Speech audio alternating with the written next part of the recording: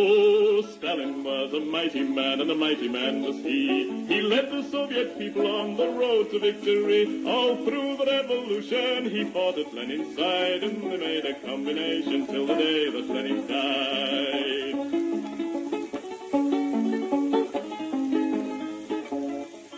He said, come on, you people, we must work with brain and hand. And then one day the Nazis came into the Soviet land. They plundered to the Volga, to Stalingrad. And then Joe Stalin said, come on, me boys, and kicked them out again.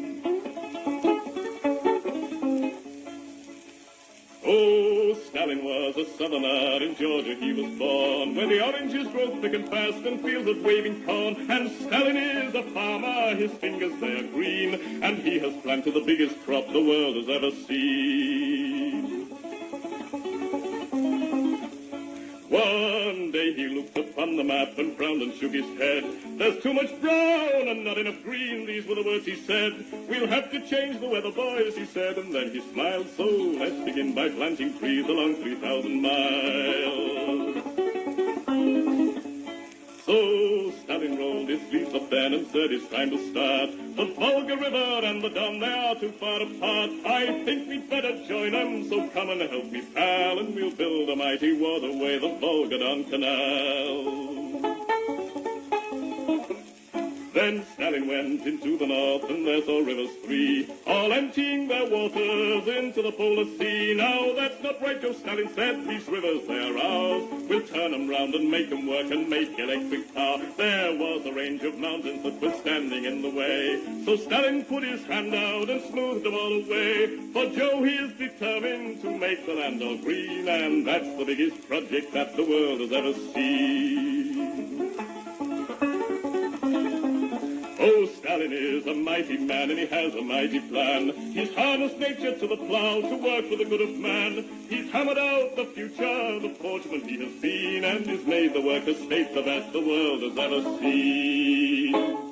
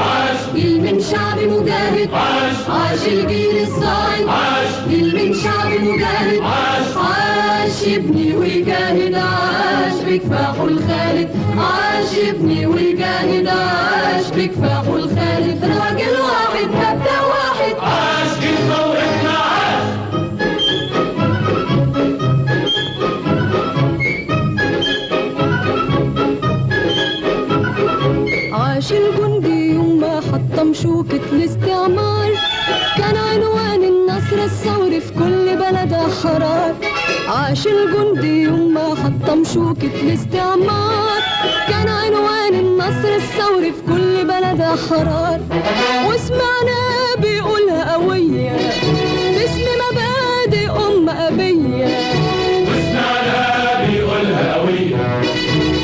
بمبادئ أممية.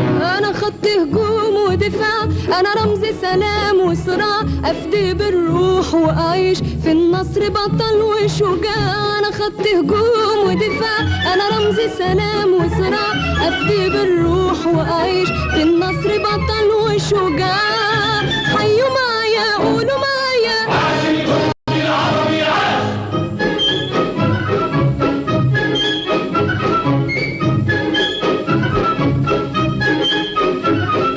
عاش الزرع يوم الشمس ما حست بيها عليه، فرشت نورها وكبر الزرع وهو مداري عليه. عاش الزرع يوم الشمس ما حست بيها عليه، فرشت نورها وكبر الزرع وهو مداري عليه.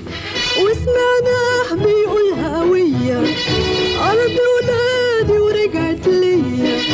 وسمعنا بيقول هوية أرض ولادي ورجعت ليا. حرمونا سنين وسنين وافتكروا الناس نايمين، وطلعنا عليهم يوم خلصنا حقهم ملايين. حرمونا سنين وسنين وافتكروا الناس نايمين، وطلعنا عليهم يوم خلصنا حقهم ملايين. حيوا معايا قولوا معايا عاش فلاح الثورة عاش.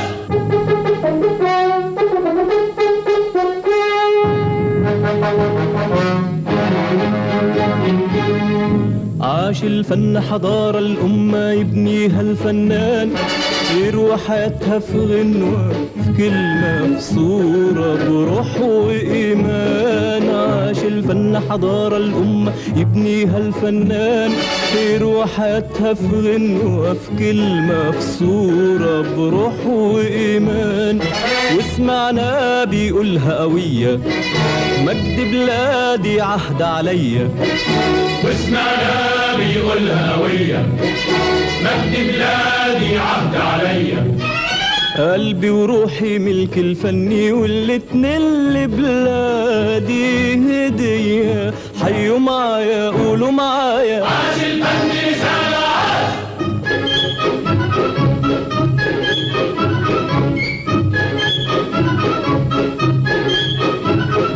عاش العامل يوم ما فكر يبني البلد ودار، فيها مداخن طالع منها لهب النور والنار. عاش العامل يوم ما فكر يبني البلد ودار، فيها مداخن طالع منها لهب النور والنار. وسمعنا بيقولها قوية ده إنتاجي وصنع إيديا. وسمعنا بيقولها هوية ده إنتاجي وصنع إيديا. حققنا بعون الله للشعب دعاه ومنى، والخير زاد منا وفاض والفايد صدرناه. حققنا بعون الله للشعب دعاه ومنى، والخير زاد منا وفاض والفايد صدرناه. قولوا معايا حيوا معايا عاش عاش العامل عاش.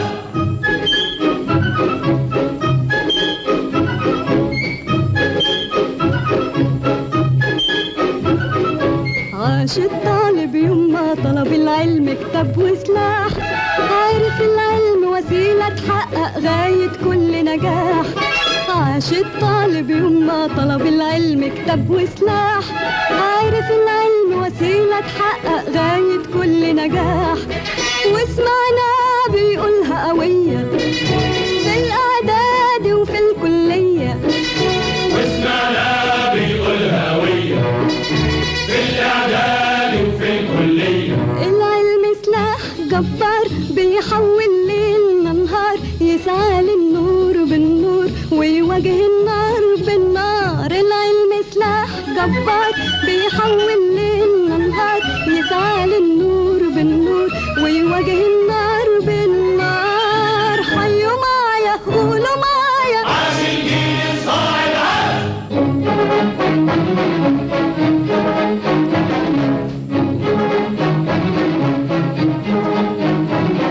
عاش الشعب العربي العربي كله شعب سلام وأمان عاش الوعي العربي كله ثورة في كل مكان عاش الشعب العربي كله شعب سلام وأمان عاش الوعي العربي كله ثورة في كل مكان عاش الشعب العربي كله شعب سلام وأمان عاش الوعي العربي كله ثورة في كل مكان ثورة مارد للحرية هب ونادى بالقومية ثورة مارد للحرية هب ونادى بالقومية ردينا عليك يا جمال وايدينا في ايديك يا جمال وطلعنا معاك يا جمال نبني وياك يا جمال ردينا عليك يا جمال وايدينا في ايديك يا جمال وطلعنا معاك يا جمال نبني وياك يا جمال حيوا معايا قولوا معايا عاش عبد الناصر عاش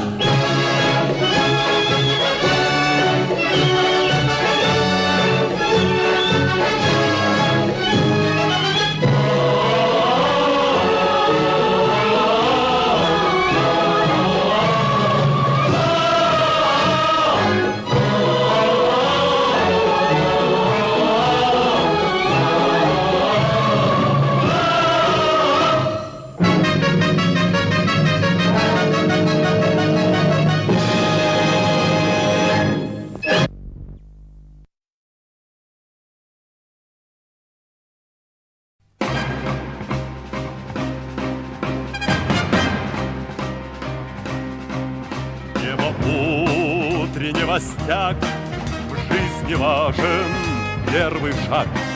Слышишь, веют над страною ветры яростных атак.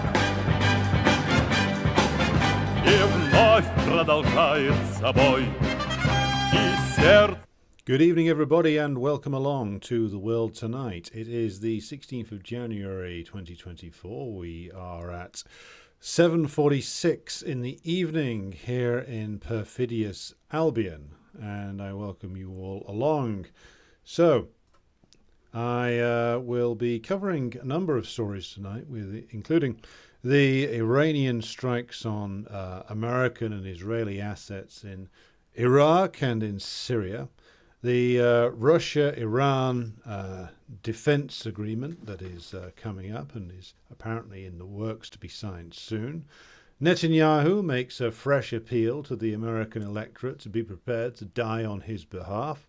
And the DPRK has changed, through a vote in the Supreme People's Assembly, its position on the relationship with the American-occupied South. So we're going to be looking at the details of that, as well as, of course, the hilarious bunch of losers up at Davos this week. Some real crackers in terms of the sessions on there. We're going to be looking at a couple of those as well. First of all, though, I would be remiss in my duties if I did not begin this evening by illustrating a political point with an anecdote that was shared with me a number of years ago. Now, for those of you who are watching over the course of the weekend, you will know that several comrades of mine from the Communist Party of Great Britain, Marxist-Leninists, were arrested on a ludicrous charge of violating the Terrorism Act. I believe it was the Terrorism Act from 2003. Now, I myself was briefly arrested under the terms of an earlier Terrorism Act from, I believe it was 2000. We were passing terrorism acts in this country before 9/11. Now, I was held how long ago was it now? 22 years ago, 2002, for handing out leaflets against sweatshop labour on the same day they were opening the Commonwealth Games in Manchester. They held us for a few hours, when the ceremony had passed off, to let us go again. Again, no justification, but I looked up the details of the law under which they held us, and basically, even back then, even in the early days of the so-called war on terror, they were passing legislation into practice which basically enabled them to classify any act of political opposition to the ruling regime, you could say, or anything that the ruling class deemed offensive to them at any particular time as an act of terrorism. Now, I got off quite lightly in terms of there was no record. They just held us until our potential to commit embarrassment had passed and let us go again. Now, the way in which things have developed since then are, of course, quite more severe in terms of the level of crisis that is afflicting British imperialism, the paranoia and increasing madness gripping its political system. Not just Britain, of course. You can see, as I pointed out the other day, the same processes underway in France, in Germany, where a pro-Palestine demo was assaulted en masse this weekend by the German riot cops. Incidentally, I'm interviewing 2 German comrades about this and a number of other issues tomorrow, so stand by for that video coming out soon. France, where, of course, the Macron regime has responded with unbelievable amounts of state violence to the Yellow Vest and other protest and strike movements. So wherever you look now, and the United States as well, where you have a slightly different dynamic underway, but similar processes, the ruling class is resorting more and more to brute force, resorting more and more to arrests, whereas 20 years ago, when they were more secure, they wouldn't have bothered with this kind of thing. My comrades at the weekend were lifted for possession of a leaflet which says "Victory to the Resistance."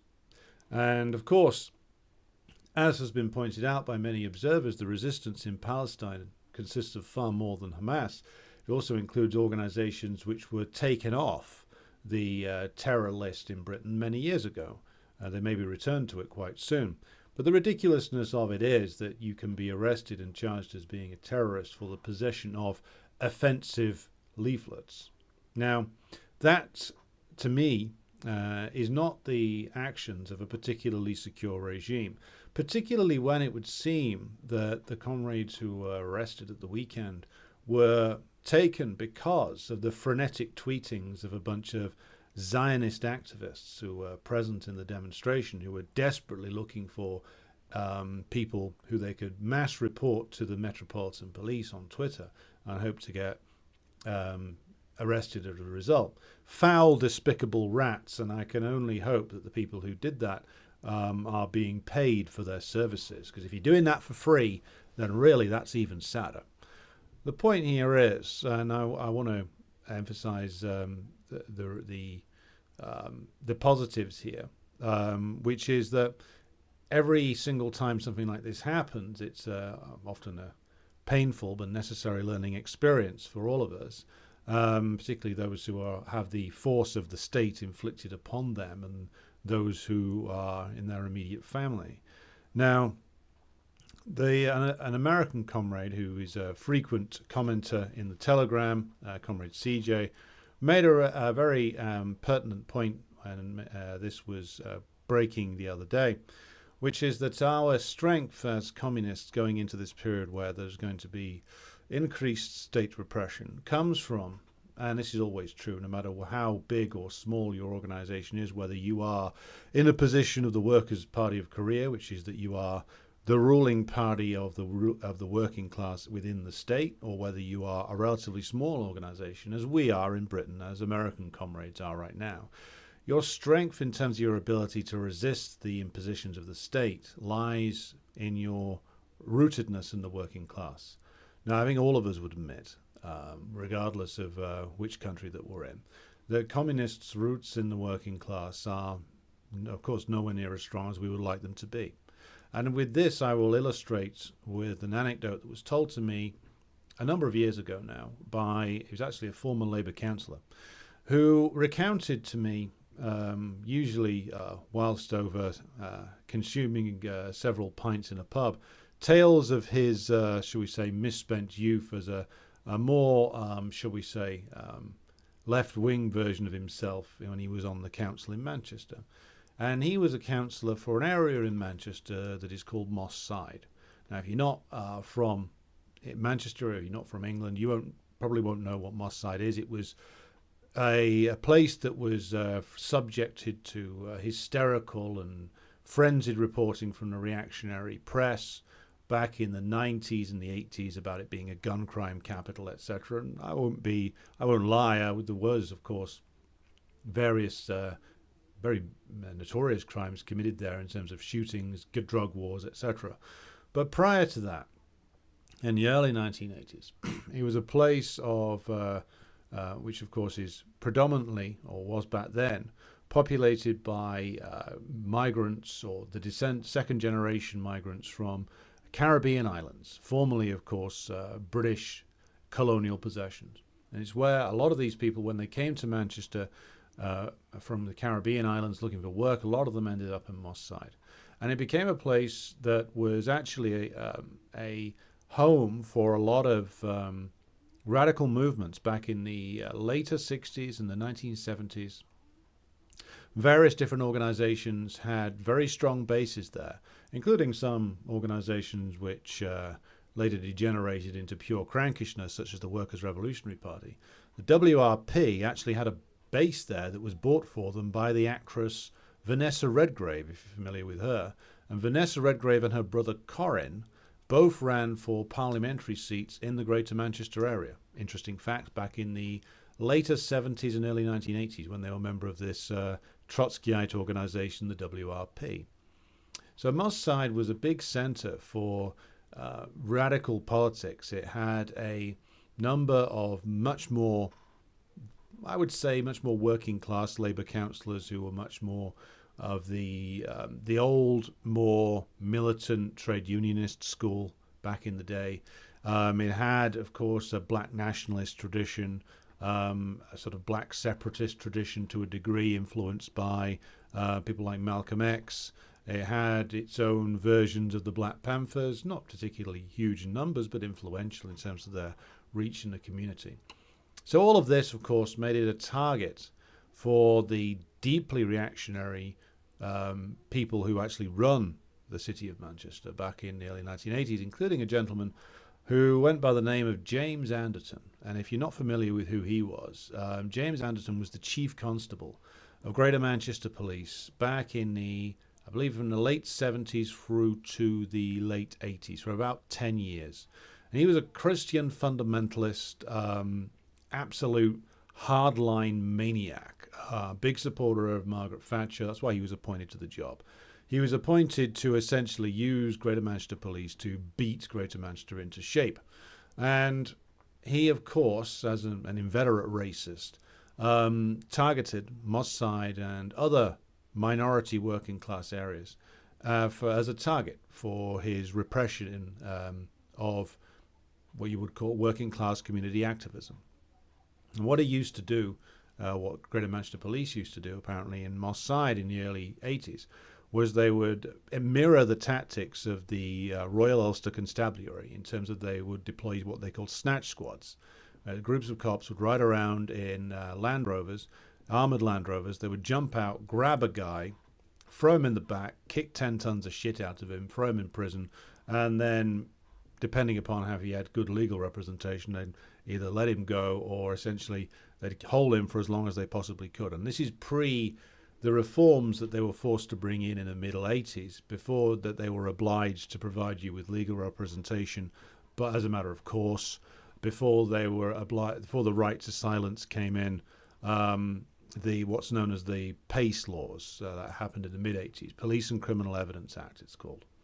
Now, this, of course, built up to the point where there was serious riots in Moss Side in the early 1980s, as there was in Liverpool in a place called Toxteth, as there was in Brixton, as these predominantly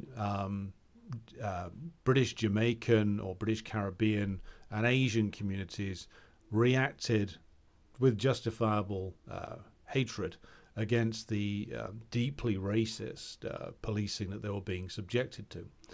Now, during this time, one of the leading community activists in Moss Side was lifted by the cops in one of these snatch squad raids and was taken to the local police station in the middle of Moss Side.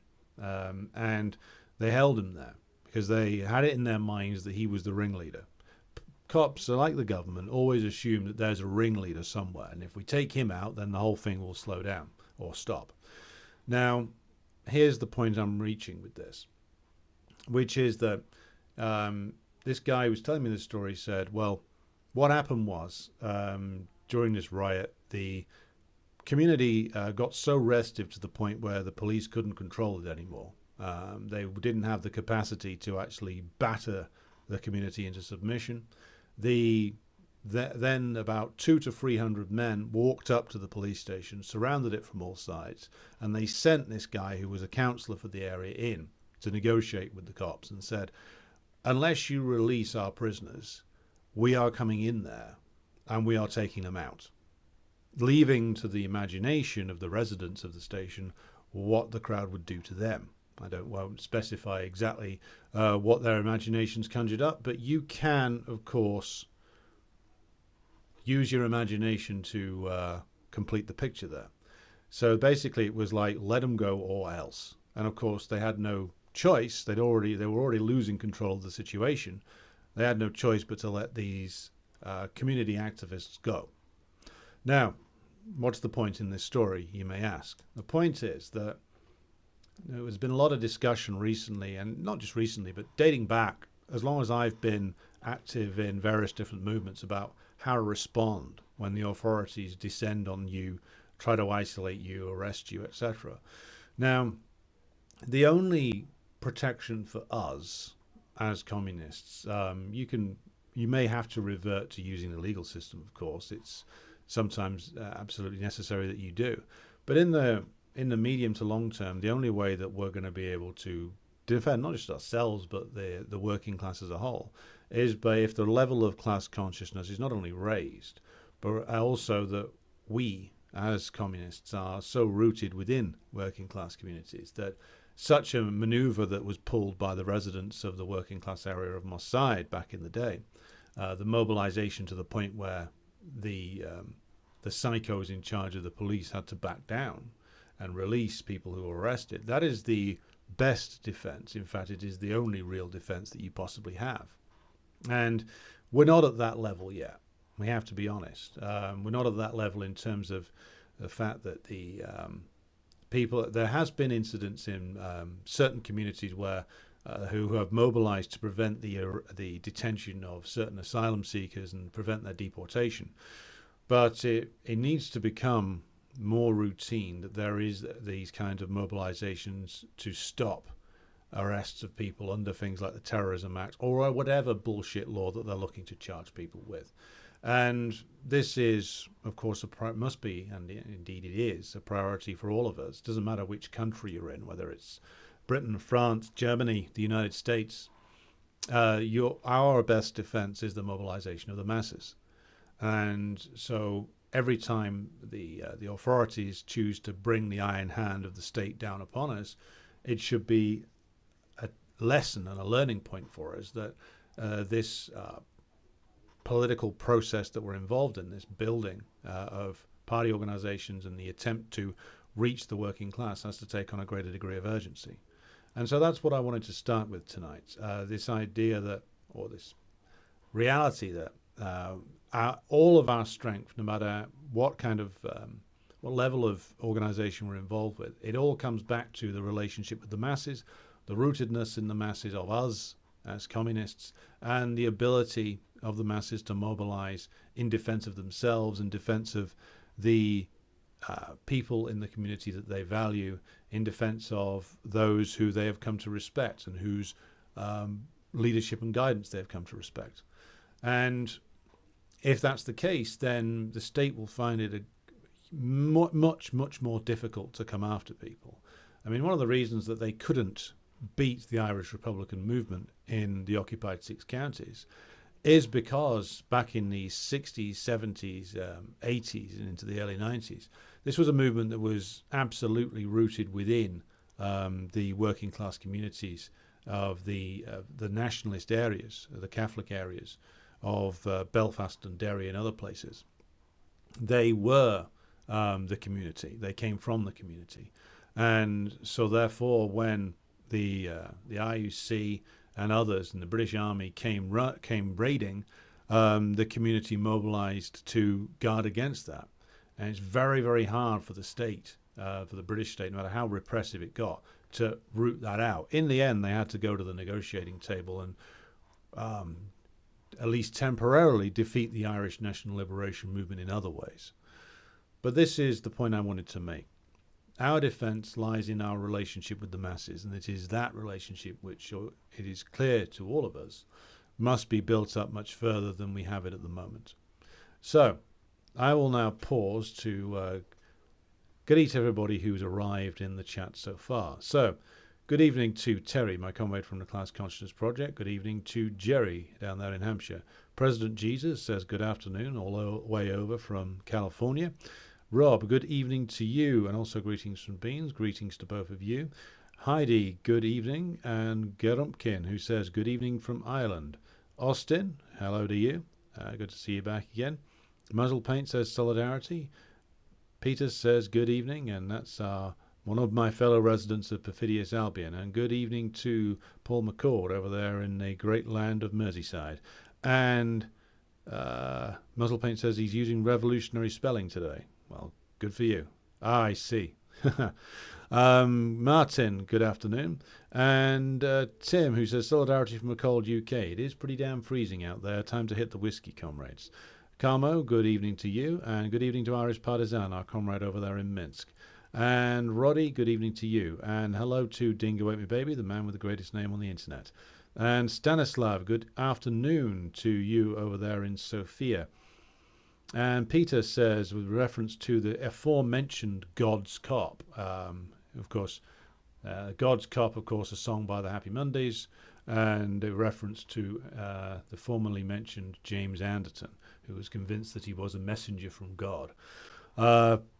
Peter says, I remember that venomous mass of malignant protoplasm Anderton well. If his faith is in fact true, I suspect he's in distinctly sulphurous climes now, being prodded with a three-pronged fork. Well, if his belief system was correct, then we're all in trouble, but I very much doubt that he was. I mean, it's a man who used to also, he was famous for carrying out, he was prioritizing like raids on what were termed illegal raves back in the day. So he really had his priorities sorted out. If the ultra reactionary wing of the Conservative Party could conjure up a being that would be in their image, it would have been him. Jerry says, I've always thought there are many more of us than them. During the pension age protest in Paris a while ago, the masses seem to have the pigs pinned against the wall. Yeah, and it can happen from time to time. I mean, the advantage that the state has is that they have a relatively small force that is paid for repression. Yeah, that's their advantage in everything. That they have small but trained bodies of armed men that they can deploy for the purposes of arresting you and or doing other things as well, other elements of repression. And whereas the masses are disorganized, they are at the moment leaderless, and have been for a long time, and without the necessary level of consciousness to be able to respond. This will not last, though. I mean, the way in which the decline of British imperialism is accelerating before us, the fact that they are going to have an election this year, unless they cancel it, which I don't think they're going to do, where the choice, no matter who wins, is only going to discredit the system further. The system is in a hole.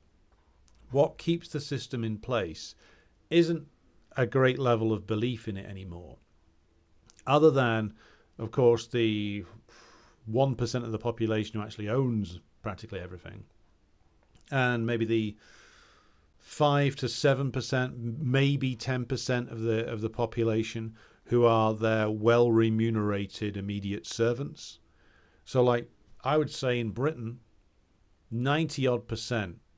If we're going to be generous, let's say that the ruling class has the allegiance of around about 20% of the country in terms of people who actually benefit from the system. That leaves 80% or so who don't, and that even includes people whose job it is to carry out repression for the state. A lot of these people, their jobs are a little bit more secure, but they're not particularly that much well rewarded than the rest of us. Many of them just do it because it's a job. A small minority do it because they enjoy the petty power of pushing people around. A smaller minority do it because they're psychos and sadists who really enjoy having a badge and being able to hurt people as a result. And these people, of course, out themselves from time to time. But Jerry's comment is correct, which is that what the great masses lack is organization and consciousness. The two run together, of course. Once you have the two together, then the current system can't stand. If you have a level of class consciousness which has not only reached the point where the working class is aware of its position as a class and is aware of the fact that struggle is a necessity, but also that there is not just struggle that is required, but also a struggle to overthrow that which is there already one way or the other and build something new in its place. That is the point that we will reach, and we will reach it quite soon. Of course, the advantage that the British state has, probably over almost anybody else, is that it's the oldest capitalist state, the oldest continually existing capitalist state. There are habits of obedience, there are habits of respect for the icons of the state that have existed for hundreds of years. That's all going, though, bit by bit, and you can tell that they're getting worried about it, partly because of the level of repression that they're unleashing, but partly because of the level of paranoia that exists in bourgeois circles now. Like, this happens also in the United States, but mainly here I'm referring to Britain. If you pay attention to, like, reactionary circles, reactionary intellectual circles, which I do because, I'll be honest, I came into contact with quite a lot of these people during the whole COVID business. I've discussed with some of them in private and in public.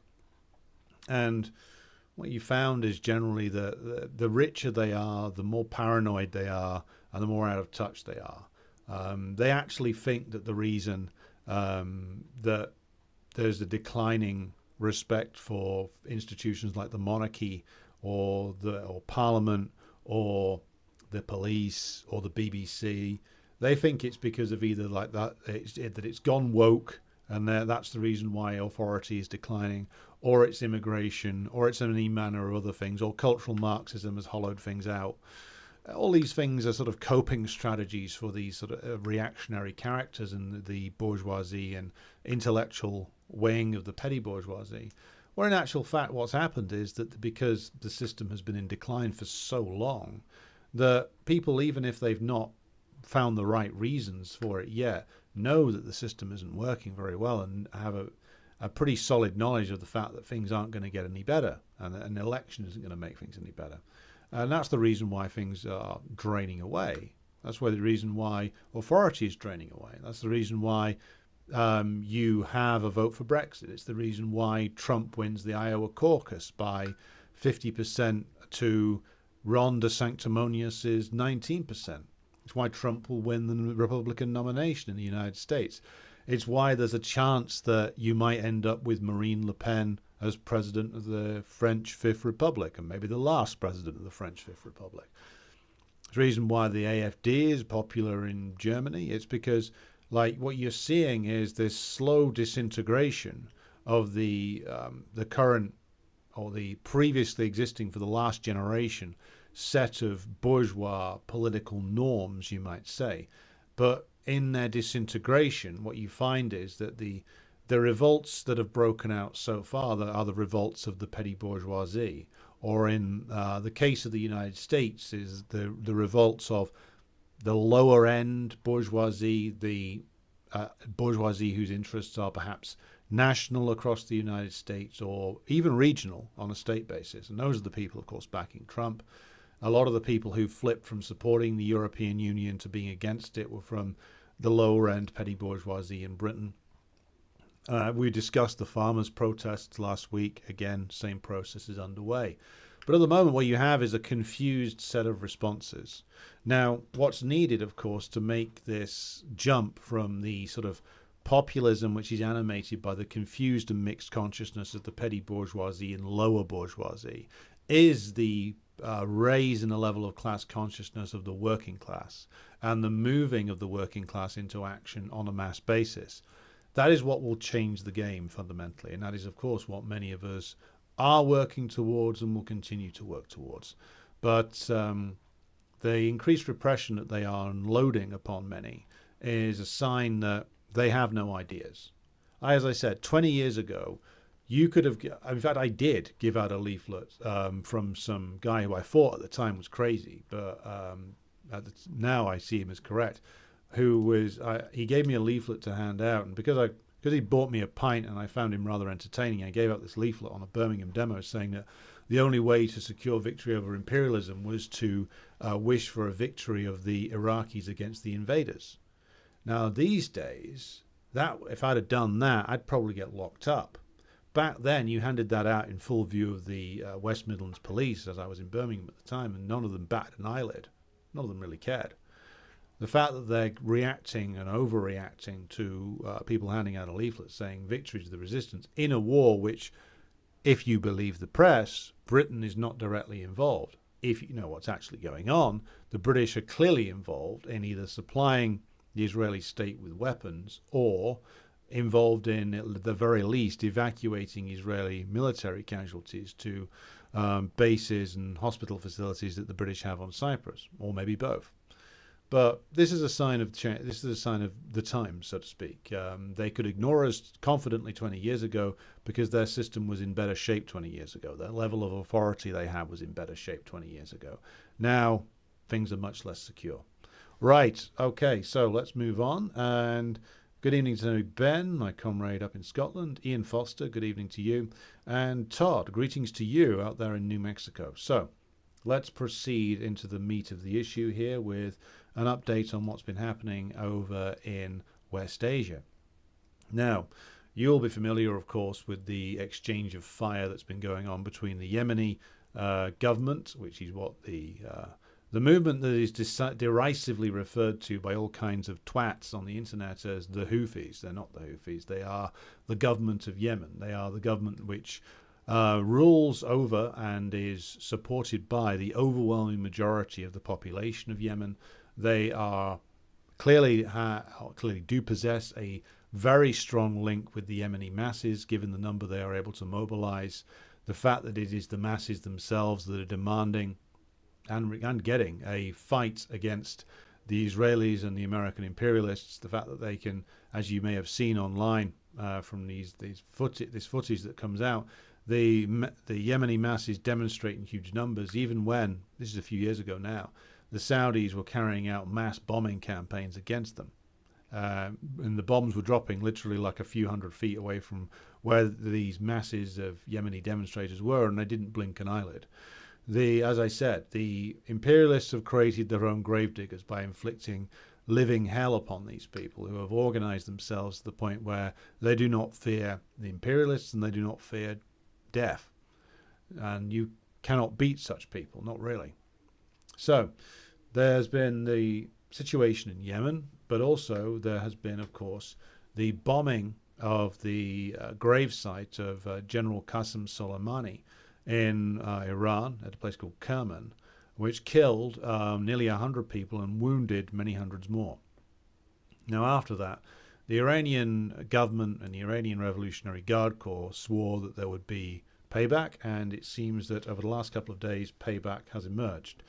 The Iranians have confirmed, and this has been confirmed from sources in Iraq, to have struck a place called Erbil in northern Iraq, where the Iranian government claims that they have struck at an American consulate, and they have blown up a Mossad-run operation there. And that includes blowing up a Mossad headquarters, where they say either 3 or 4 Mossad officials or senior officers who were running operations in the region were killed, and also that a prominent local collaborator of both the US and the Israelis, a man called Peshav Dezei, who was a prominent Iraqi Kurdish businessman who started making his millions apparently as the head of an organization called the Empire and Falcon companies, who was a construction magnate who, after 2003, made an awful lot of money off getting contracts with the American authorities in Baghdad. So this guy was a long-term CIA and Mossad project. Very important man, clearly in the region, big-time mover and shaker who apparently helped to fund and organize Kurdistan regional activity, meaning Kurdish separatists, and also, of course, the Iranians have been complaining vociferously that the US have been manipulating Kurdish nationalists in northern Iran. You'll be familiar, of course, with the map of what Kurdish nationalists claim as Kurdistan, which consists of areas in Turkey, Syria, Iran, and Iraq. And also, depending upon which particular Kurdish nationalist you're looking at, it can stretch all the way up into the borders of Armenia and Azerbaijan as well. So the hit of this on this guy and the blowing up of these buildings in northern Iraq is clearly something that has been planned out for quite some time. They clearly knew where this man would be meeting with apparently his Mossad contacts and hit him at exactly that time. So clearly, if the Iranian story is correct, it's a well thought out operation there. But also, I mean, they claim to have hit an American consulate in Erbil. The State Department last update I saw from them denied that they had. It's clear that they hit some American forces as well, so we can expect another series of excuses coming from the Pentagon soon about why several American assets have mysteriously died, either falling down some stairs, turning on a faulty light switch, accidentally setting fire to themselves while smoking a cigarette, or drowning in their own bathtub. This is what usually happens when the United States loses men in encounters with the Iranians or anybody else, and they don't want to admit to it. Suddenly there'll be a helicopter crash, or something else will come along, some other accident that enables the US to present a bunch of burnt bodies and say they died in some kind of fire. Because the fundamental thing is, for all the screaming and yelling and jumping up and down of pathetic and petty reactionaries like Lindsey Graham or any of the staff writers for the Washington Post or New York Times, or the various creatures in the Democratic Party led by, of course, Chuck Schumer and Hakeem Jeffries and people like that, or Mike Johnson, the Speaker of the House, demanding and screaming for war with Iran. The US military is very wary, to say the least, of an encounter with Iran. They know very well that Iran could sink all those naval assets that they've got located close enough to Iranian territorial waters. And they know very well that the Iranians, by deploying their naval assets closer to the American naval assets off the coast of Yemen and further outside of the immediate area around Iran, is basically daring the United States to strike at them, and the United States hasn't. So we keep coming back to the description given by Mao of imperialism as a paper tiger, and it's proving to be incredibly correct. The bombing by the British and the US imperialists of these sites in Yemen doesn't appear to have actually restricted the ability of the Yemenis to strike at shipping at all. I mean, they hit another ship that was destined for Israel or was linked to Israel today that was formally registered as a Greek vessel. But as we're learning through this process, the shipping industry is, of course, one which is marked by fraudulent flags of convenience, shall we say. There's a reason why, like the British used to have a gigantic merchant fleet. They don't formally have that anymore as such, but they have just given them flags of convenience so they can staff them almost entirely with foreign crews and receive various tax exemptions for flying different flags. So you'll find that there's a myriad of ships registered under the name of Panamanian companies or something. They fly the flag of Panama or Liberia or somewhere like that shouldn't have a gigantic merchant fleet, but somehow they do, because that's how British shipping companies and American shipping companies do their business now. And the Yemenis know that very well and know how to do their research on it. But as I say, it's clear that the American military, at least, no matter what some blowhard senator says in a tweet after presumably too much of the white powder, maybe having a party with Zelensky, says that they're very cautious about an encounter with the Iranians. So Iran has also apparently, and this was breaking just about a couple of hours ago, there was reports coming in that are, as of the time I was writing this, are unconfirmed, that Iran may have struck at targets inside Pakistan as well. Now, if that's true, then my guess is that these will be bases of Balochi separatists inside Pakistan. Now, if you're not familiar with this, there's a region that covers areas in both Iran and Pakistan called Balochistan. Balochistan has had a long-term insurgency against certainly the government of Pakistan, and it would appear as if the American imperialists have employed their services also against the government of Iran. And with the idea, of course, being that the US wants to employ any and all armed groups it possibly can against the Islamic Republic, we're on the grounds that they can disrupt using a variety of methods. So we know they employ the services of the MEK, who are a terrorist organization. We know that they are active in manipulating the Kurdish national movement, of whom more in just a moment. And it would appear, and certainly this is what the government in Tehran claims, that they are manipulating the national question in Balochistan. And if there is indeed an Iranian raid on territory in Pakistan, my guess is it's going to be on areas that are accused of being encampments for these Balochi separatists. And the tragic thing is, of course, that especially for the Kurds, who have had a long history of being betrayed by imperialism, but also for those in Balochistan as well, whose plight there is a legitimate question to be raised there regarding their rights, certainly under the various regimes that have ruled in Pakistan, who are not good, shall we say, respecting minority rights. I mean, this is why they lost half the country in the early 1970s in the form of Bangladesh. But, of course, whether it's the Kurds or the Balochis, the question of the ability of the US to manipulate these situations has to be raised. Now, with particular reference to the Kurdish struggle, because 10 years ago, 2014, when the Syrian war really started hitting the headlines, the Kurdish question was something that all the left groups in Britain, other than a couple, were all on board with. And I say this because I've committed this error myself.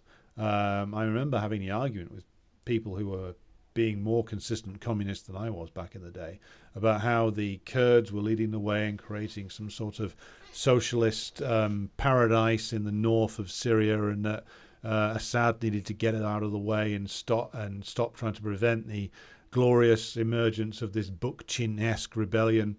Of course, whereas there is, of course, genuine support for Kurdish separatism inside all of the nations that are covered by the area claimed as Kurdistan, the whole question was being manipulated by the US imperialists. The whole situation was being manipulated by them.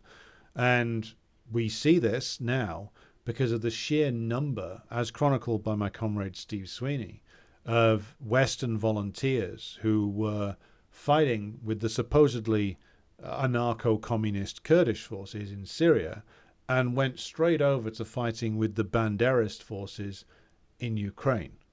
There's many documented cases of that happening now from guys who've gone over to both places and then ultimately been killed by the Russians in Ukraine. So how on earth you can go from being an anarcho-communist in northern Syria to fighting with the Banderites in Ukraine, unless, of course, you're not some kind of romantic revolutionary figure, but you're actually working for an intelligence agency, one way or the other. I don't know. But the point is that the tragic thing is here that the Kurds, Balochis, just as back in the day under the British Empire, the Assyrians got used in the same way. Those with a grievance, those with a national question that needs to be resolved somehow, their political leaders far too often have decided that they're going to sell themselves to imperialism. That is what the Kurdish leaders have done in northern Iraq and in northern Syria. They have completely sold their movement, their people, into the service of imperialism. And it will not end well for them, I'm sorry to say, because ultimately US imperialism is going to be driven out of Iraq. They're going to be driven out of Syria. They're not going to defeat the regional resistance movements. They're going to be obliged to leave. And when they do, the Kurds will be left high and dry, just as the Assyrians were in Iraq when the British left. And so if you're a minority within a particular country, and you decide that the best way forward for you is to sell your services to imperialism as regional enforcers, as regional protectors of American oil companies, which is what the Kurds are doing now in northern Syria, then you are being, at best, very short-sighted. And quite frankly, I view now my own previous opinions with contempt. And we all should have known better, because the reason why we walked into this and started shouting and screaming about down with Assad, up with the Kurds, is because we, to be quite frank, we didn't understand the nature of American and British imperialism and the cynical game that was being played there, and that the paradise that was being presented as possible for Syrian Kurdistan was just simply a phantasm. It was never going to be allowed to exist, because Erdogan and the Turks would never allow it to exist. And even with all the shouting and the screaming and the back and forth between Ankara and Washington, D.C. about the relationship between the two, and the fact that clearly the American imperialists don't particularly care for Erdogan, they're not giving up the relationship with Turkey. It's too crucial. And if that means that the Kurds in northern Syria get sold out and get crushed by the Turks, then so be it. And everybody should have been aware of that, but because me and many others were members of organizations who, one way or the other, have proven themselves to be more of service to imperialism than they ever were to the proletariat, we all took the wrong line. And it took many years of actually reading and learning about the way in which the national question has been manipulated by imperialism to arrive at a more correct understanding of the situation. But to go back to the point about the Iranians and this response that they're carrying out, clearly they have a great deal more intelligence upon with regard to, I should say, the Israeli presence in Iraq and in Kurdistan than we might have otherwise guessed. And they know when to pull the trigger and not to pull the trigger. And this is indeed what they have done now. And they've also gone after, of course, ISIS camps, they say, in Syria. And let's remind ourselves, of course, as we should always do when mentioning ISIS, just who's behind them as well. The Americans are on record via John Kerry as at the very least admitting that they were happy to use the presence of ISIS in Syria against Assad. And that's a public admission. And then we look at, well, how come just so many weapons provided by the United States, Britain, and other imperialist powers have ended up in the possession of ISIS and Al-Qaeda? Is it all a terrible accident, or is this by design? And the answer is, of course, that it's all by design. And this, of course, needs to be run alongside and coupled to, shall we say, the fact that the great militants of ISIS have, of course, never even breathed a word against Israel, or never mind taken any action against Israel, and apologized the one time they fired upon Israeli forces accidentally. So, again, look at who's the actual puppet master here with regard to all of these groups. If ISIS carried out this attack in Iran, then they carried it out with the full cooperation and approval of the US imperialists, whose services ISIS is ultimately the tool of. ISIS is a tool of the United States. Donald Trump famously blurted out on a campaign trail in 2016 that Obama was the founder of ISIS. Now, in actual, Trump's just doing that because he gets a response from his base, who've been listening to Glenn Beck for too long, perhaps. But there was a truth in that, which is that ISIS was founded under Obama and is an agent in the service of US imperialism.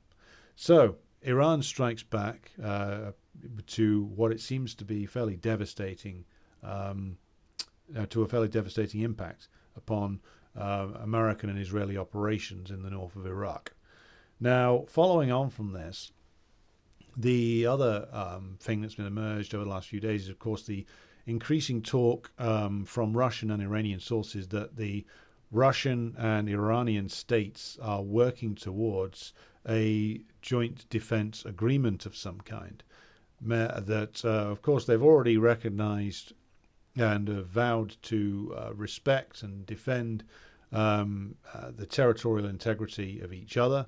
This, of course, comes from the heels of the Chinese making a statement recently via the Chinese Premier, Li Keqiang, who said that the People's Republic of China respects and honors the territorial integrity of the Islamic Republic of Iran, meaning that attempts to compromise the territorial integrity of Iran will not be tolerated by the Chinese. And the Russians have made similar statements.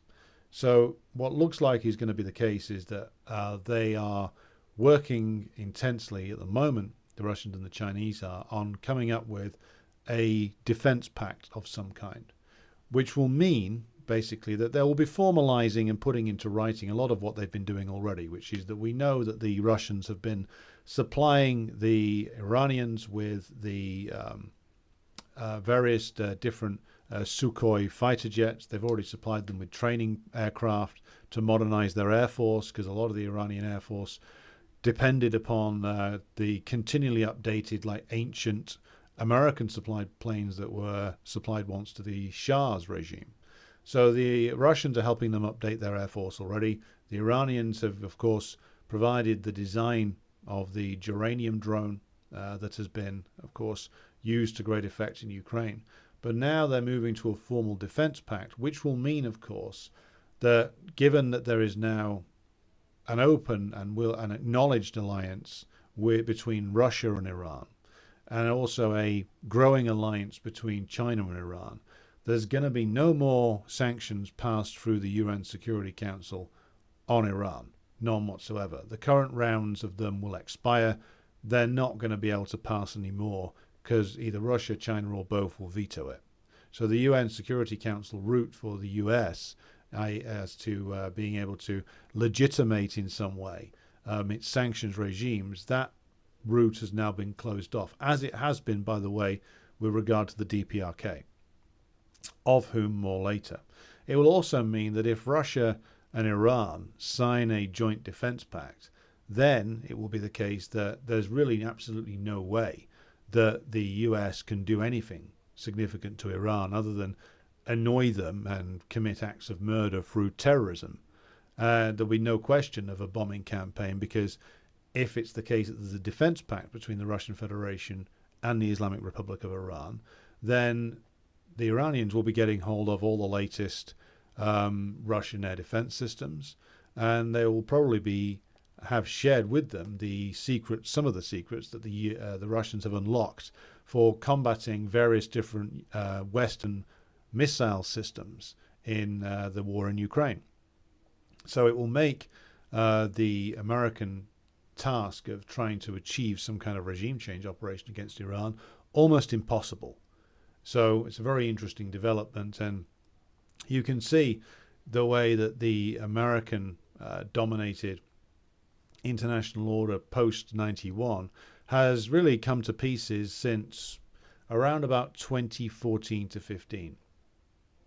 It was 2015, of course, that the Russians came out into the open and declared that they were taking an active interest in preserving the Syrian government led by Bashar al-Assad, and started their bombing campaign and their military intervention against ISIS and other groups that were operating in the service of US imperialism. Now, I recall the documentary I watched, the three-part documentary about the interviews between Oliver Stone and Vladimir Putin, where Putin's showing Stone around the anti-terrorism command center in the Russian MOD. And he's saying, well, here we can observe through our satellites that that ISIS is selling oil, that it's extracted from Syria to fund itself. And Stone asks with apparent naivety, oh, do you tell the Americans about this? And Putin just laughs and just says, oh, they know. So interesting reflection there, that, of course, the Russians always knew just who ISIS was working with and for. So the Russia-Iran defense agreement, something to look out for in the coming weeks. Very interesting developments on that particular score. Now, talking of course, alliances, we had today the visit of the foreign minister of the Democratic People's Republic of Korea to the Kremlin. She met with, her name's Cho Sun-hui. She met with Lavrov, of course, as foreign minister, but also had a meeting with Putin himself. Now, that's interesting because, of course, Putin doesn't always meet with foreign ministers who go to visit Moscow.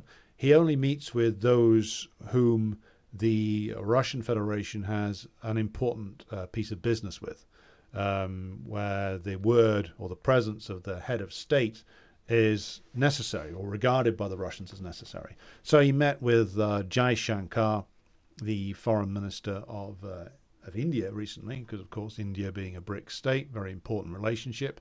India buying an awful lot of Russian oil and of course making a ton of money in the process. But he also meets with the foreign minister of the DPRK, because it's clear that of course the Russian Federation is building and has built already a very important relationship with the DPRK.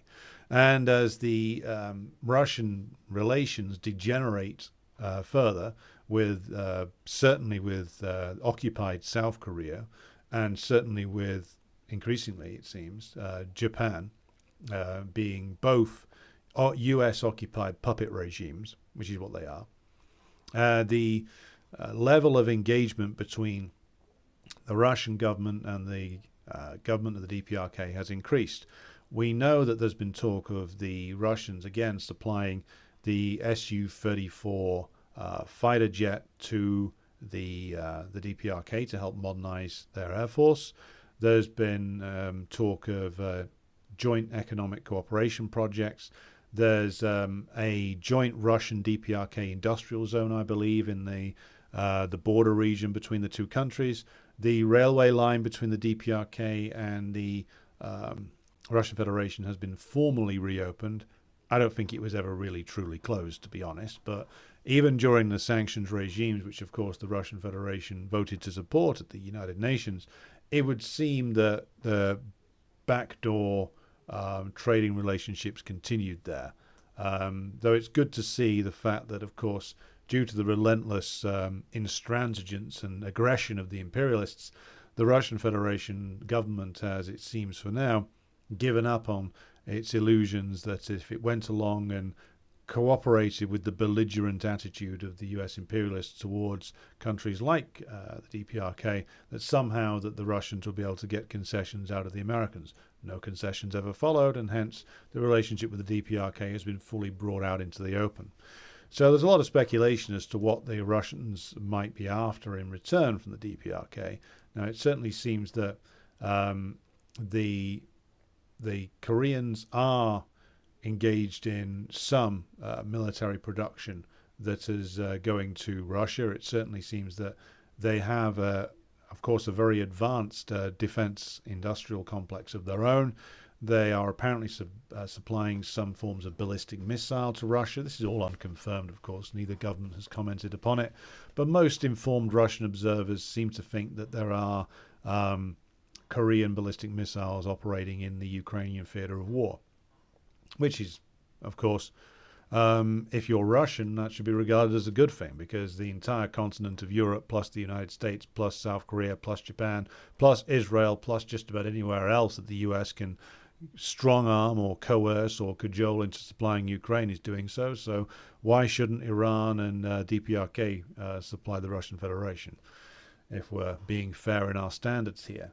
So the other thing to mention, though, is that this change in the international situation is clearly being reflected inside the DPRK itself. And this is also reflective of the fact that the relatively reformist government, former government, has, of course, left power a while ago in South Korea, in occupied South Korea. And what the DPRK government refers to as the puppet regime of a guy called Yoon Suk-yeol has come into power. Now, he has, of course, as a man who is a complete creature of American imperialism. I mean, the South Korean leaders are to a certain extent. Some are a little bit more forward-thinking, but Yoon Suk-yeol seems to be a pure creature of the most aggressive and belligerent sections of the American imperialist machine. He's agreed to stage all kind of military exercises, provocative maneuvers near the border, etc. So what the highest level of the representative institutions of the DPRK has done recently, in fact just in the early part of this week, has done that the Supreme People's Assembly has abolished a number of committees that were set up to do joint work with occupied South Korea to work on questions of reunification.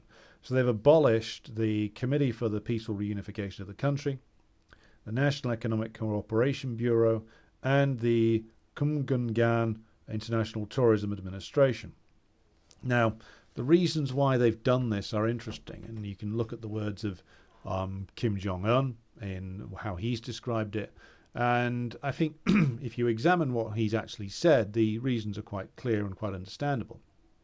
And also a change in language as to how they're referring to the south of the country, which is that the way that Kim Jong-un described it is that the change in policy has been necessitated by the fact that Yoon Suk-yeol has been pursuing a policy that promotes, or should we say facilitates further, the most aggressive actions of US imperialism, and is clearly not committed to a negotiated process of the reunification of the country.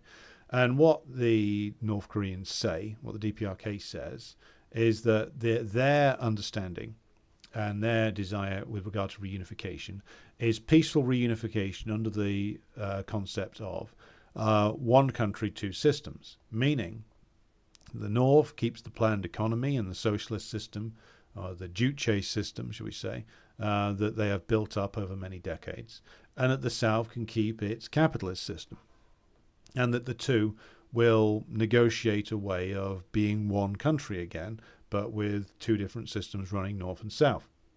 Difficult ask, you may say, but that is the position that the government of the DPRK came to in the 2000s, and it's the one that helped facilitate negotiations with the South.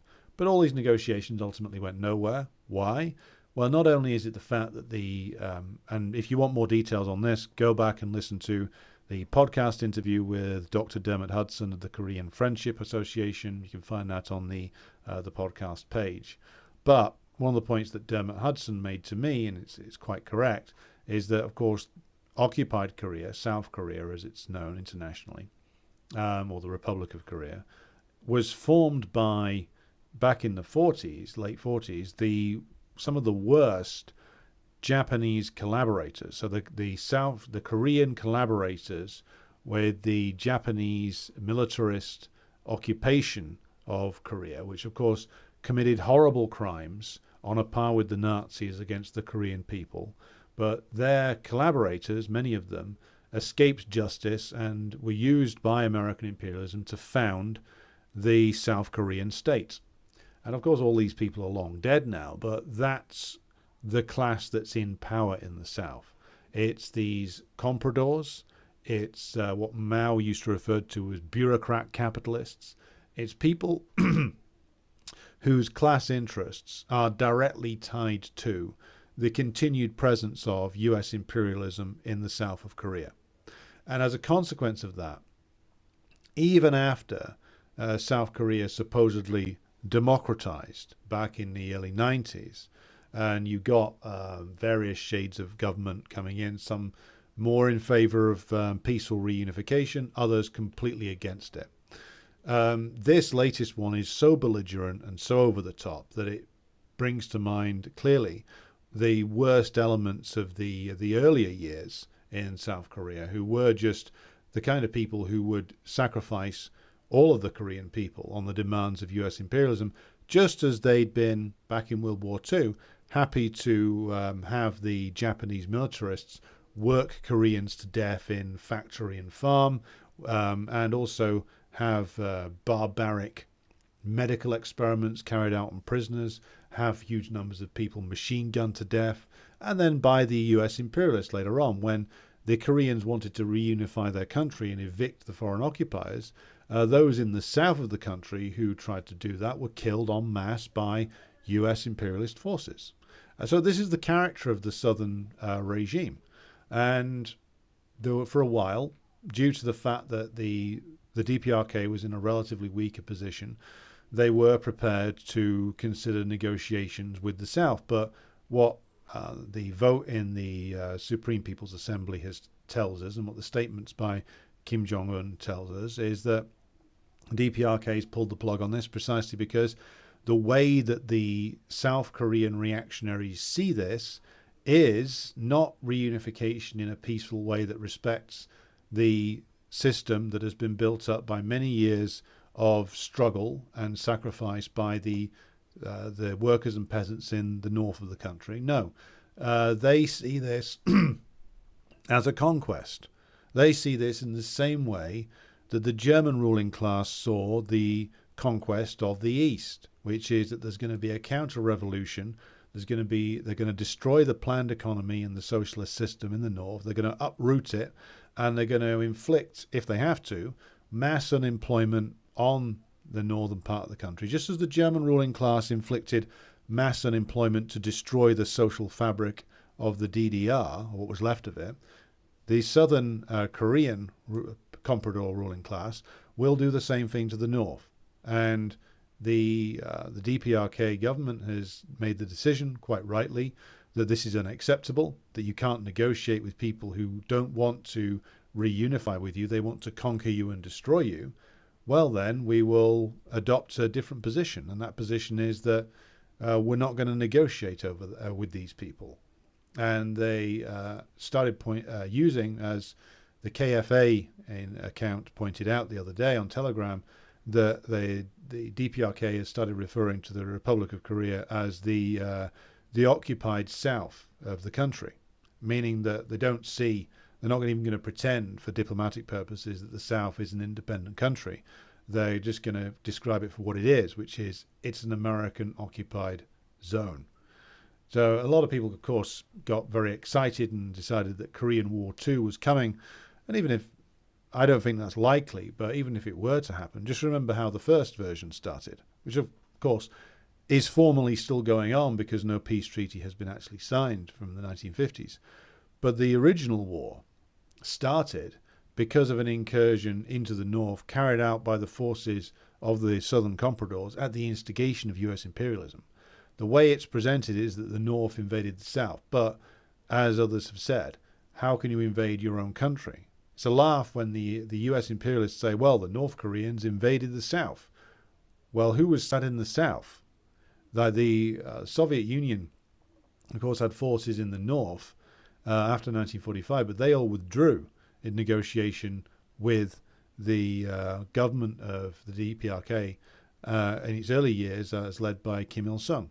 And the Americans, who were sat in the south as an occupying force, are saying the Koreans are invading their own country.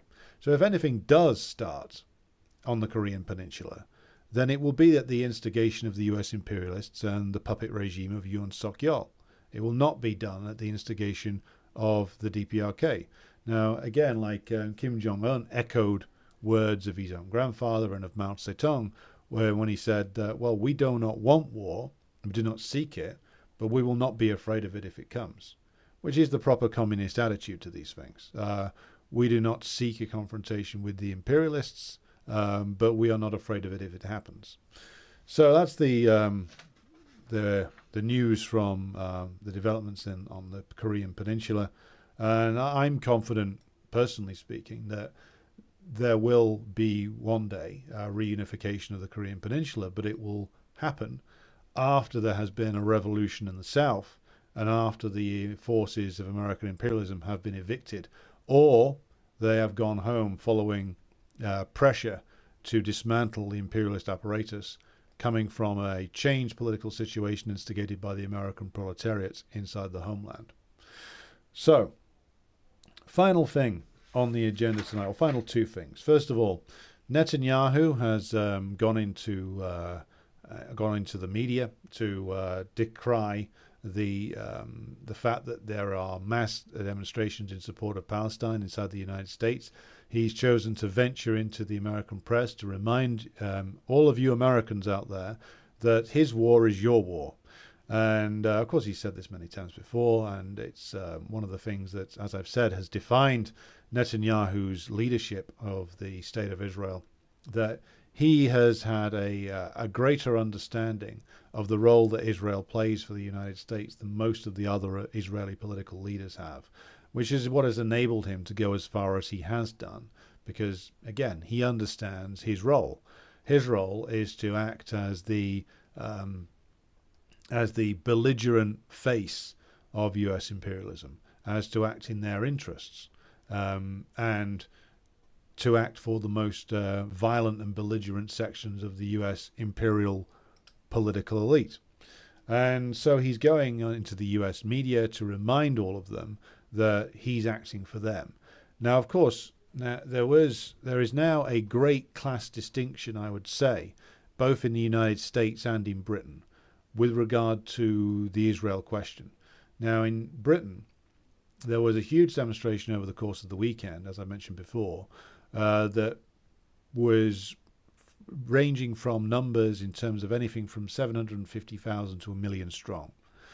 The pro-Israel demonstration the next day, on the Sunday, got about, if I'm being generous, I'm going to say 10,000. So let's just say it was a tenth of the size, whichever way you look at it, at best, you know. Actually, not even a tenth of the size, about 100th of the size. My fractions are all wrong there.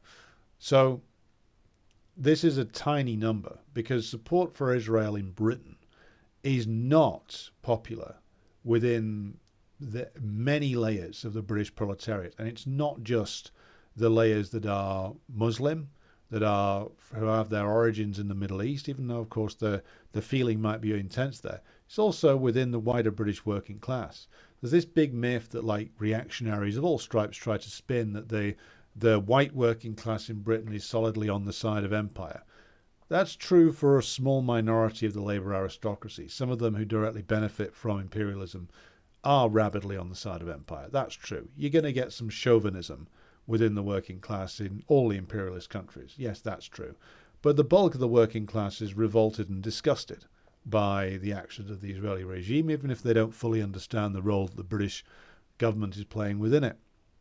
And so there's a real class distinction that you get on a lot of these demonstrations now, which is that now they're getting bigger and bigger. You can see that the vast number of people turning up in the pro-Palestine demonstrations aren't from the professional activist layer anymore. Many of them are just regular workers.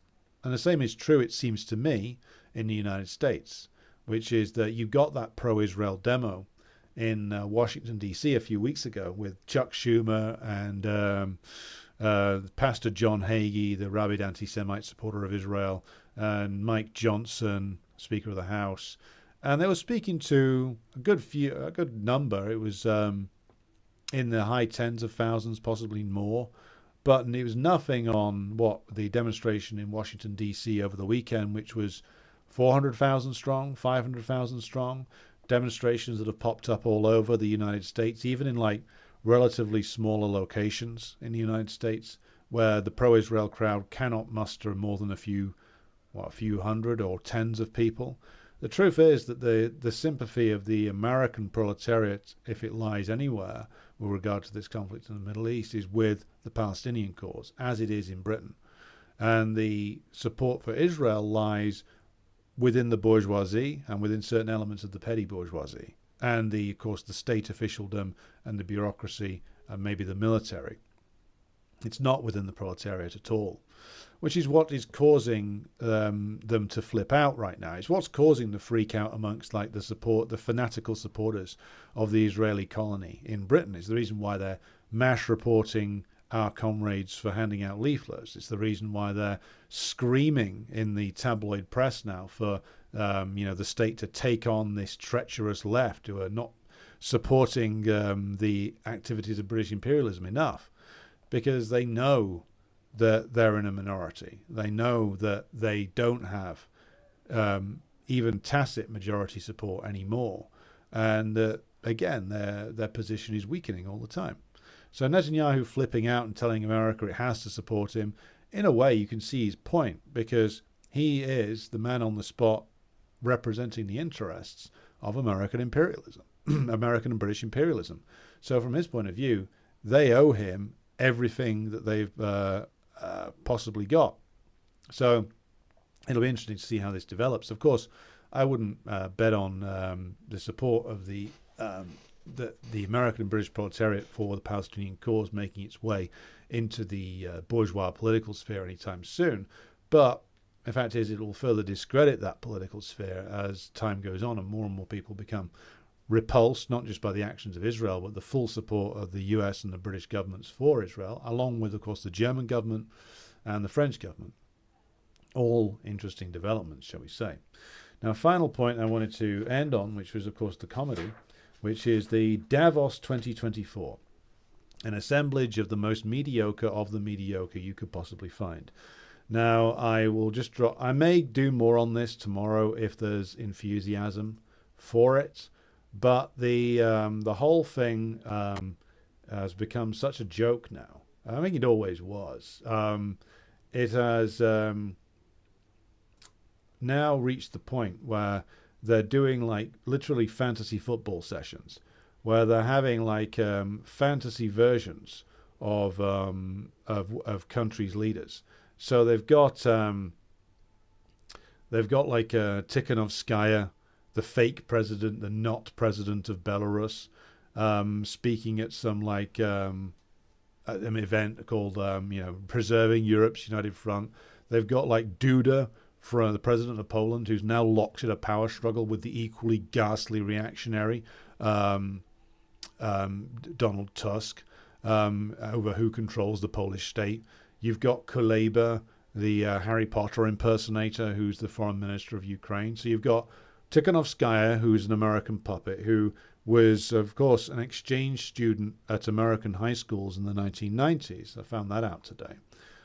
You've got Kuleba, who's like just a complete creature of American imperialism. You've got Duda, a Polish reactionary who owes his position to American imperialism. They're all sat there with the one slightly outside the curve is, of course, the woman who's the president of Hungary, who has no power. Orban has all the power in the Hungarian system. So you got all these clowns sat around talking about preserving European unity. None of them represent jack shit. Not really. I mean, one of the reasons why, like, the Polish reactionaries are so terrified of communism, still bang on and on about communism constantly, is because they know that their position is very much weaker than it appears to be. And so you have now, like, these complete losers who've been rejected everywhere, who don't have any real power anymore, arguing about how the need to preserve European unity. It is a losers' convention. It really is. Now, I'm going to do more on this tomorrow because it's worth diving into, because Davos has, quite rightly, it's attracted a lot of anger and disgust by people in the United States and elsewhere who are sort of waking up to certain political realities, and they see these these officials and these billionaires together at Davos talking in dystopian terms. And so, yeah, it's worth addressing. But I would say that Davos, Bilderberg Group, Council on Foreign Relations, name any other closed shop organization that you care to, these aren't anything other than like these are places where the bourgeois has their conversations with the politicians, and these are the ones that you can see. There will be many more that you can't see. What they principally operate as is like think tanks and finishing schools for bourgeois politicians, and they operate out in the open, so they can do these open influencing operations where they can bring in just buffoons like Keir Starmer, who's really happy to be there, who loves being around billionaires, and they can impress upon him the importance of investing God knows how many billions of pounds of the British Treasury into some fraudulent green energy scheme or something like that. So I'm going to go into this more tomorrow night, but I wanted to note that losers convention of Tikhanovskaya and Kuleba was on today. So I think tomorrow night we'll go through some of the things that are under discussion there, because it's worth just dwelling upon what it is and why we should pay attention to it, but also why we shouldn't overestimate it. Right, so we're coming to the top of the hour now, so I'm going to bring this to a close. Muzzle Paint says, the Pakistani Ministry of Foreign Affairs released a statement in strong condemnation of the unprovoked violation of its airspace by Iran, a strike that resulted in the death of 2 innocent children, injuring 3 girls. Well, we'll see what turns out to have been hit in Iran by Iran in Pakistan. I mean, could be that they've killed civilians. Always a risk when you fire these missile strikes. But also, I mean, we know that the US has been messing around with the Balochi independence movement inside Pakistan. So we'll see what turns out to have been hit. Also, this government in Pakistan is of a rather dubious character, to say the least, given that it was brought in thanks to an American coup. So let's wait and see what turns out to have been hit and what turns out to be a story that the pro-US Pakistani government is putting out there. Though I should say that even this Pakistani government is rather mixed in its allegiances now, given that they still want to be part of the Belt and Road Initiative with the Chinese and still want to maintain relations with the Russians. So even a puppet regime like that is conflicted now. Irish Partisan says, Tikhanovskaya is loathed throughout Belarus. Take it from me, she has been lobbying for more sanctions on Belarus. Yeah, I mean, how on earth you can go around the world basically wanting your country to be turned into Ukraine? Like, whatever problems exist in Belarus, and there will be mistakes and errors and things that the Lukashenko-led governments that have done that I would profoundly disagree with. But the likes of Tikhanovskaya and her miserable crew of American-sponsored gangsters, they're not a solution to anything. How on earth could you think that these clowns, who are prepared to turn the country into a version of Ukraine, how on earth could you ever think that these people, bringing these people into power, is a good idea? No matter how much you might dislike Lukashenko, the idea of Tikhanovskaya, in fact, not just her, anybody who's sponsored by the EU and US coming in, what they're going to do is deindustrialize and asset strip the country, then paper over the enormous cracks that emerge by whipping up ethnic hatred. That's what they did in Ukraine. That's what they would do in Belarus. It's what they're doing in the Baltic states. And if Poland had any kind of minorities within it that were capable of having the majority Polish population incited against them, that's what Duda and people like that would do as well. As it is, they're just fighting with each other. So we will now bring this to a close. Thank you to everybody who's tuned in. Come back tomorrow night, same time, 7:30, for a look at Davos and the men from Davos and what we should think about them. Thank you to everybody who's contributed to the discussion this evening, and I'll be back with you again tomorrow.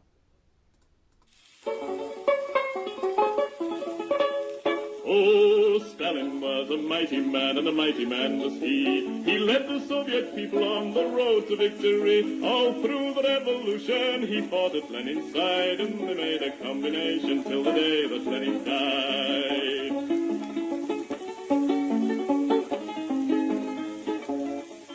He said, come on, you people, we must work with brain and hand. And then one day the Nazis came into the Soviet land. They plundered to the Volga, to Stalingrad. And then Joe Stalin said, come on, me boys, and kick them out again. Oh, Stalin was a southerner, in Georgia he was born, where the oranges grow thick and fast and fields of waving corn. And Stalin is a farmer, his fingers they are green, and he has planted the biggest crop the world has ever seen.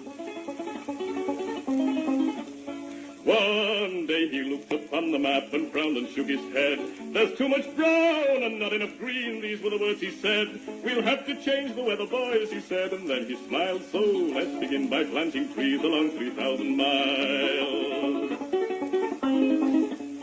So Stalin rolled his sleeves up then and said it's time to start. The Volga River and the Don, they are too far apart. I think we'd better join them, so come and help me, pal, and we'll build a mighty waterway, the Volga Don Canal. Then Stalin went into the north, and there saw rivers three, all emptying their waters into the polar sea. Now that's not right, Joe Stalin said, these rivers, they are ours. We'll turn them round and make them work and make electric power. There was a range of mountains that were standing in the way, so Stalin put his hand out and smoothed them all away. For Joe, he is determined to make the land all green, and that's the biggest project that the world has ever seen. Oh, Stalin is a mighty man, and he has a mighty plan. He's harnessed nature to the plow to work for the good of man. He's hammered out the future, the fortunate he has been, and he's made the worker state the best the world has ever seen.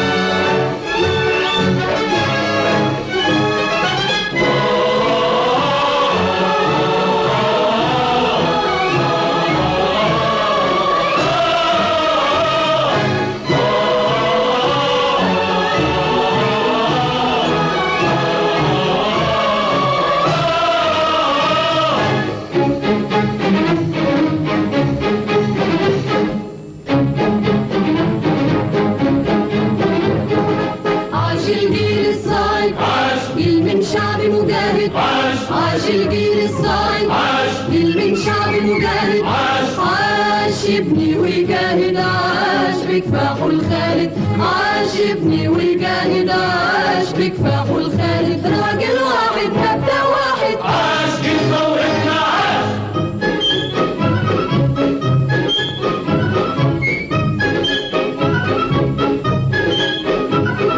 عاش الجندي يوم ما حطم شوكة الاستعمار كان عنوان النصر الثوري في كل بلد أحرار عاش الجندي يوم ما حطم شوكة الاستعمار كان عنوان النصر الثوري في كل بلد أحرار وسمعنا بيقولها قوية باسم مبادئ أبية وسمعنا بيقولها قوية باسم مبادئ أبية أنا خط هجوم ودفاع أنا رمز سلام وصراع أفدي بالروح وأعيش في النصر بطل وشجاع أنا خط هجوم ودفاع أنا رمز سلام وصراع أفدي بالروح وأعيش في النصر بطل وشجاع حيوا معايا قولوا معايا عاش الجندي العربي عاش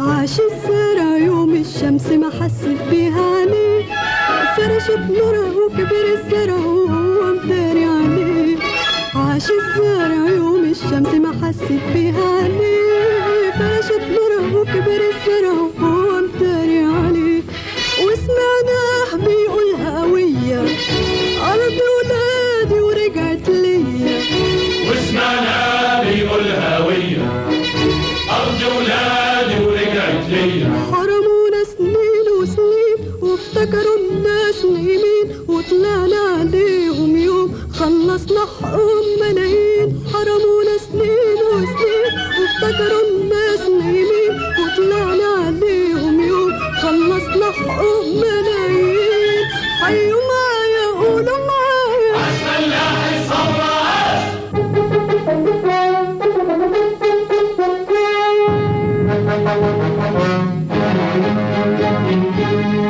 عاش الفن حضارة الأمة يبنيها الفنان، يروى حياتها في غنوة، في كلمة، في صورة، بروح وإيمان. عاش الفن حضارة الأمة يبنيها الفنان، يروى حياتها في غنوة، في كلمة، في صورة، بروح وإيمان.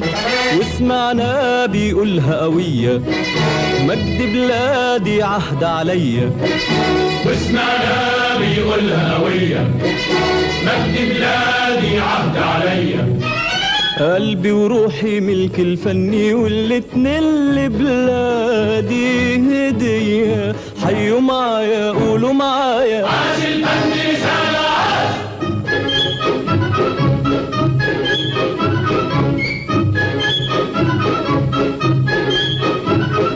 عاش العامل يوم ما فكر يبني البلد ودار، فيها مداخن طالع منها لهب النور والنار. عاش العامل يوم ما فكر يبني البلد ودار، فيها مداخن طالع منها لهب النور والنار. وسمعنا بيقولها قوية، ده انتاجي وصنع ايديا. واسمعنا بيقولها قوية، ده انتاجي وصنع ايديا. حققنا بعون الله للشعب دعاه ومنى، والخير زاد منا وفاض والفايد صدرناه. حققنا بعون الله للشعب دعاه ومنى، والخير زاد منا وفاض والفايد صدرناه. قولوا معايا حيوا معايا، عاش عاش العامل عاش.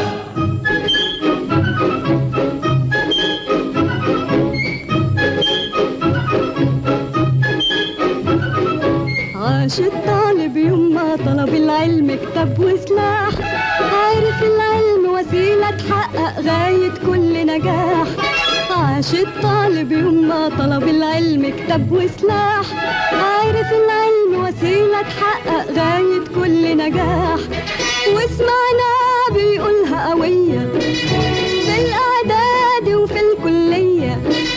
واسمعنا بيقولها قوية، في الإعداد وفي الكلية.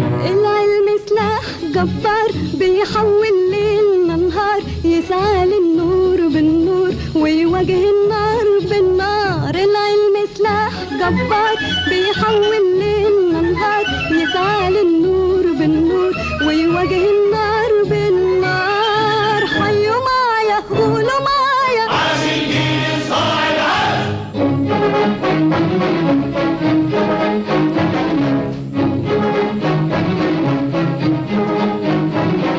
عاش الشعب العربي كله شعب سلام وأمان، عاش الوعي العربي كله ثورة في كل مكان. عاش الشعب العربي كله شعب سلام وأمان، عاش الوعي العربي كله ثورة في كل مكان. عاش الشعب العربي كله شعب سلام وأمان، عاش الوعي العربي كله ثورة في كل مكان. ثورة مارد للحرية، هب ونادى بالقومية.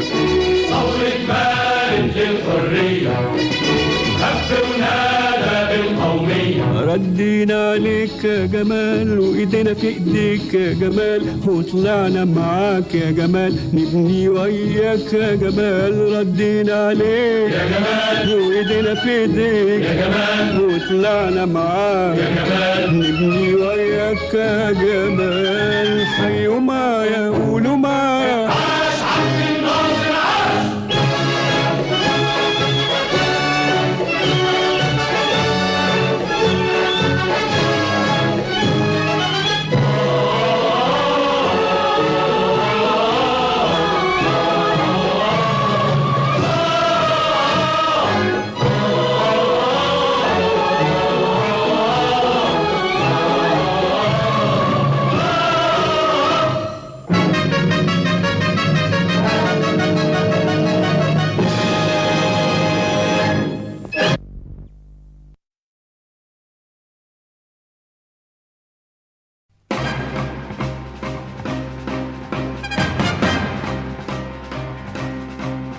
Небо в утреннего стяг не важен первый шаг.